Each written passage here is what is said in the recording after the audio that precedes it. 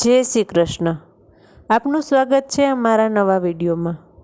અત્યારે પરસોત્તમ માસ ચાલી રહ્યો છે, તો આજે આપણે પરસોત્તમ માસનો અધ્યાય 10મો દુર્વાસા મેઘાવતીનો સંવાદ સાંભળીએ.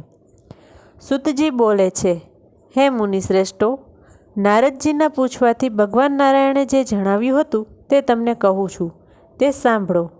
મુનિ દુર્વાસાએ મેઘાવતીનું દુઃખ સાંભળી તેને દૂર કરવાના ઉપાય તરીકે કહ્યું, આજથી 3જે મહિને પુરુષોત્તમ માસ આવે છે. આ માસમાં કોઈ વ્યક્તિ તીર્થ સ્નાનમાં સ્નાન કરે તો બ્રહ્મ હત્યાથી તે મુક્ત બને છે. બીજા બધા મહિના, પખવાડિયા કે પર્વો આની તુલનામાં આવી શકે તેમ નથી. તેથી તું આ માસમાં વ્રત, પૂજન, દાન વગેરે કરજે. હું પણ આ પુરુષોત્તમ માસ સેવું છું. પોતાનો એક દાખલો આપતા દુર્વાસાએ જણાવ્યું કે એક વખત અંબરીશ રાજાને બાળી નાખવા મેં કૃત્યા છોડી હતી. તે વેળા શ્રી હરિએ તેમનું સુદર્શન ચક્ર મારી ઉપર છોડ્યું હતું, પણ પુરુષોત્તમ માસના સેવનના લીધે હું તેમાંથી ઉગરી ગયો હતો. એટલે મારી તો તને સલાહ છે કે તું પુરુષોત્તમ માસનું સેવન કર. દુર્વાસા મુનિના આ વચનો દુર્ભાગ્યવશ મેઘાવતીને ન ગમ્યા. તેમણે કહ્યું, હે મહામુનિ, બીજા મહિનાઓને હલકા કેમ ગણો છો? ઉપરાંત પૃથ્વી પર સૂર્ય, શંકર, ગણપતિ, જગદંબા આદિ દેવદેવીઓ મનવાંછિત ફળ આપે છે. હું તો રામ અને શંકર ભગવાનને શ્રેષ્ઠ માનું છું. હું રાત દિવસ તેમનું ધ્યાન ધરું છું. એ મારા દુઃખો નહીં કાપે? આપ પુરુષોત્તમ માસના આટલા બધા વખાણ કેમ કરો છો? મેઘાવતીના આ વચનો સાંભળીને દુર્વાસા મુનિ ક્રોધથી લાલચોળ થઈ ગયા. છતાં પોતાના મિત્રની અનાથ પુત્રીને તેણે શાપ આપ્યો નહીં. તેમણે વિચાર કર્યો કે આ બાળક બુદ્ધિ છે, તેને પુરુષોત્તમ માસના પ્રભાવની ખબર નથી. વળી તે શોકમાં ડૂબેલી છે, એટલે તે મારા શાપને સહન કરી શકશે નહીં. તેમણે દયા લાવી કહ્યું, હે ભાગ્યહીન છોકરી, તું મારા મિત્રની પુત્રી છે. તું સારાસર સમજી શકતી નથી. તેનું મને દુઃખ છે.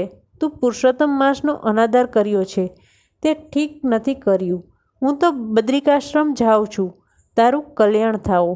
પણ શુભ કે અશુભ જે થવાનું હોય છે તેને કોઈ પણ ટાળી શકતું નથી. દુર્વાસા મુનિ તો જતા રહ્યા. પછી પુરુષોત્તમ માસનું અપમાન કરવાને કારણે તે મુનિ કન્યા ઝાંખી પડી ગઈ. લાંબો સમય વિચાર કર્યા પછી તેણે ભગવાન શંકરનું આરાધના શરૂ કર્યું, કેમ કે તે માનતી હતી કે ભગવાન શંકર તત્કાળ ફળ આપનાર છે. તે બૃહદ શારદીય પુરાણના પુરુષોત્તમ મહાત્મ્યનો દુર્વાસા મેઘાવતી સંવાદ નામનો 10મો અધ્યાય સંપૂર્ણ થાય છે. બોલો પુરુષોત્તમ ભગવાનની જય. હવે આપણે પુરુષોત્તમ માસની પાવન કથા ગંગા સ્નાનની કથા વિશે સાંભળીએ. એક ગામ હતું. તેમાં બ્રાહ્મણ પોતાના દીકરા સાથે રહેતા હતા. દીકરો મોટો થતાં બ્રાહ્મણે તેને પરણાવ્યો. તેની વહુ આવી એટલે બ્રાહ્મણે દેવદર્શન, પૂજાપાઠ અને કર્મકાંડમાં ધ્યાન આપ્યું. કર્મકાંડને કારણે બ્રાહ્મણ પાસે 2 પૈસાની મૂડી થઈ હતી. તે જરૂરિયાતવાળા ખેડૂતને પૈસા ધીરતો. ખેડૂત પાક પાકતા તે વેચી બ્રાહ્મણને વ્યાજ સાથે મૂડી પરત કરતો. બ્રાહ્મણે એક દિવસ કર્મકાંડનું કાર્ય પતાવી ઘેર આવ્યો ત્યારે દીકરાની વહુએ રસોઈ તૈયાર રાખી નહોતી. આથી બ્રાહ્મણે દીકરાની વહુને ઠપકો આપ્યો. વહુ જરા મિજાજવાળી હોવાથી તેણે તો કોઈને કહ્યા વગર પિયર ચાલતી પકડી. બ્રાહ્મણનો દીકરો ઘેર આવ્યો ત્યારે પિતા પાસેથી બધી વિગત જાણવા મળી. તેણે પણ થયું કે ભલે ગઈ તેના પિયર, 4 દિવસ રહી એની મેળે અહીં આવી જશે. એક કરતાં પુરુષોત્તમ માસ નજીક આવ્યો. બ્રાહ્મણે તેના દીકરાને કહ્યું, દીકરા, 2 દિવસ પછી પુરુષોત્તમ માસ ચાલુ થાય છે. હું દર વખતે પુરુષોત્તમ માસનું વ્રત કરું છું. તારી માં હતી એટલે મને કંઈ વાંધો આવતો નહોતો. હવે તારી માં નથી. આ વખતે મારે વ્રત હશે. નદીએ કથા વાર્તા કહેવા રોકાવું પડશે. કર્મકાંડનું કામ પણ ચાલુ રહેશે, એટલે એકટાણું ભોજન બનાવવાની તકલીફ રહેશે. તું તારી પત્નીને તેના પિયરથી તેડી લાવ, જેથી તે ઘરનું કામકાજ સંભાળશે. તો હું શાંતિથી પુરુષોત્તમ માસનું વ્રત કરીશ અને ભક્તિ કરી શકીશ. દીકરો તો તૈયાર થઈને સાસરે નીકળ્યો. રસ્તામાં એક ખેતર આવ્યું. ખેતરમાં મજાનો પાક થયો હતો. સરસ મજાના પાકને જોઈને તેનું દિલ ઠર્યું. ત્યાં તેની નજર એક ખેતરમાં ચરતી ગાય પર પડી. તરત તેને યાદ આવ્યું કે આ ખેતર તો ધનજી પટેલનું છે. ધનજી પટેલને પોતાના પિતાએ પૈસા ધીર્યા હતા. આ વાતની એને ખબર હતી. ગાયને ચરતી જોઈને તે વિચાર કરવા લાગ્યો કે આ કોઈ ભટકેલ ગાય પેસી ગઈ હશે. રોજ આવીને આ મહામૂલો પાક ચરી જતી હશે. જો આ રીતે આવા હરાયા ઢોર ઊભો પાક ચરી જાય પછી ખેડૂત ખાય શું અને પૈસા ક્યાંથી ભરે? પોતાના પિતાના પૈસા વસૂલ કરવા માટે પણ આ ગાયને મારીને હાંકી કાઢવી જોઈએ. બ્રાહ્મણનો દીકરો હજુ આવો વિચાર કરે છે ત્યાં તો ધનજી પટેલ આવી પહોંચ્યો. તેણે તરત ચાડી ખાધી. પટેલ, આ ગાય રોજ આવીને ચરી જતી હશે. આજ તો મારીને ખો ભૂલાવી દઉં. પાક તૈયાર થાય ત્યારે આવા હરાયા ઢોરનું ખાસ ધ્યાન રાખવું જોઈએ. પાક વેડફાઈ જશે તો પૈસા કેવી રીતે બચશે? ધનજી પટેલના હાથમાં લાકડી હતી એટલે એમણે તો ચરતી ગાયને તબોધબ ધીબવા માંડી. ગાય મારને કારણે મરણતોલ દશામાં બેસી પડી. તે હવે ઘડી બે ઘડીની મહેમાન હતી. મરતા પહેલાં ગાયને વાચા આવી. તેણે બ્રાહ્મણના દીકરાને શ્રાપ આપ્યો. બ્રાહ્મણ પુત્ર, તે મારી વિરુદ્ધ ખોટી ભંભેરણી કરીને મને ખેડૂત પાસે ઘણો માર ખવડાવ્યો અને તેના પરિણામે હું થોડી વારમાં મરી જવાની છું. હવે તારા કર્મના ફળ રૂપે તું ગધેડાનો અવતાર ભોગવીશ. આ શ્રાપ સાંભળીને બ્રાહ્મણના દીકરાને પરસેવો વળી ગયો. તે ગભરાયો. આ તો ગાય માતાનો શાપ. કોઈ કાળે મિથ્યા ન થાય. તે તો ગાયના ચરણોમાં ઢળી પડ્યો ને કરગરવા લાગ્યો. હે ગાય માતા, મારાથી અક્ષમ્ય અપરાધ થયો છે. મને ક્ષમા કરો. મારા પાપની સજા ભોગવવા હું તૈયાર છું, પણ આ શ્રાપમાંથી હું ક્યારે અને કઈ રીતે મુક્ત થઈશ એટલું તો કહેતા જાઓ. ગાય બોલી, તું તારે સાસરે જઈશ ત્યાં તું ગધેડો બની જઈશ. હવે તારી વહુ તને ગધેડાના સ્વરૂપમાં અહીં લાવીને પુરુષોત્તમ માસની શરૂઆતથી માંડી છેલ્લા દિવસ સુધી રોજ સવારના ગંગા નદીમાં સ્નાન કરાવે, પોતે સ્નાન કરે અને તને ખવડાવીને એકટાણું કરે તો તેના પુણ્ય પ્રભાવે તું ગધેડામાંથી પાછો અસલ રૂપમાં આવી જઈશ. આટલું કહ્યા પછી ગાય તો મરી ગઈ.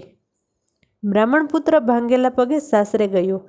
તેને ઢીલો જોઈને સાસરી પક્ષવાળા રાજી થયા. તેઓએ માન્યું કે હવે કેવા ઢીલા થઈને તેડવા આવ્યા છે. બ્રાહ્મણ પુત્રે ગાયના બનાવની બધી વાત પોતાની પત્નીને કરી. તેનો શ્રાપ અને તે શ્રાપમાંથી મુક્ત કેવી રીતે થવાય તેનો ઉકેલ બધું જણાવ્યા પછી તે તરત ગધેડો થઈ ગયો. બહુ ધર્મનિષ્ઠ હતી. એ ગધેડાને લઈને સાસરે આવી. પુરુષોત્તમ માસ શરૂ થતાં જ તે રોજ સવારે ગધેડાને લઈને ગંગા નદીમાં સ્નાન કરાવે. પછી પોતે સ્નાન કરી વાર્તા સાંભળે. ગધેડાને ખવડાવીને ખાય. લોકો આ બધું જોઈને ઠઠ્ઠા મસ્કરી કરે, પણ વહુ તો એ ભલી અને એનું વ્રત ભલું. આવી રીતે રોજ વહુ ગધેડાને નદીએ જાય, તેને નવડાવે, પોતે નાહી લે. આ વાત ત્યાંના રાજાને કાને ગઈ. રાજાએ સિપાઈઓ મારફત ગધેડાને પકડી મંગાવ્યો. વહુ તો રડતી રડતી રાજા પાસે તેમના મહેલે ગઈ. રાજા ઝરૂખામાં ઊભા હતા. બહાર ગધેડો બાંધેલ હતો. વહુ તો ગધેડા પાસે ગઈ અને તેના શરીર ઉપર હાથ ફેરવવા લાગી. પછી રાજાને ઉદ્દેશીને કહ્યું, મહારાજ, મારો ગધેડો મને પાછો આપો.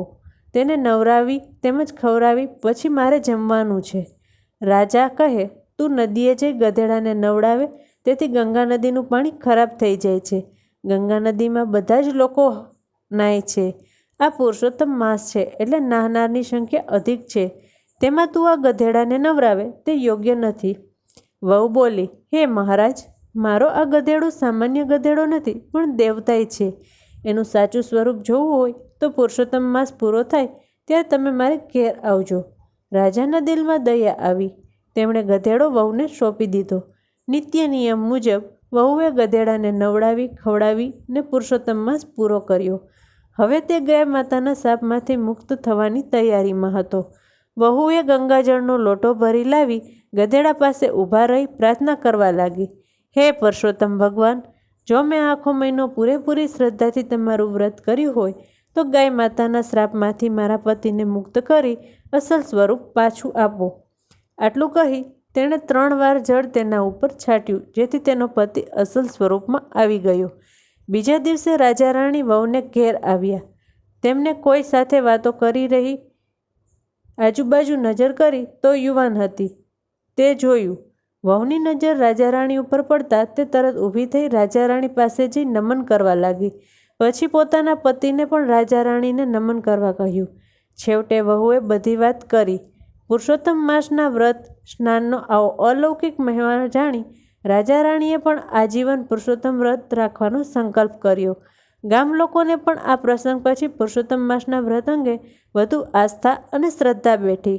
ગંગાજળ સમજળ નહીં, જે પાપ બધાના ધોય, પતિતને પાવન કરે, જે સ્નાન કરતા હોય તે બોલો પુરુષોત્તમ ભગવાનની જય.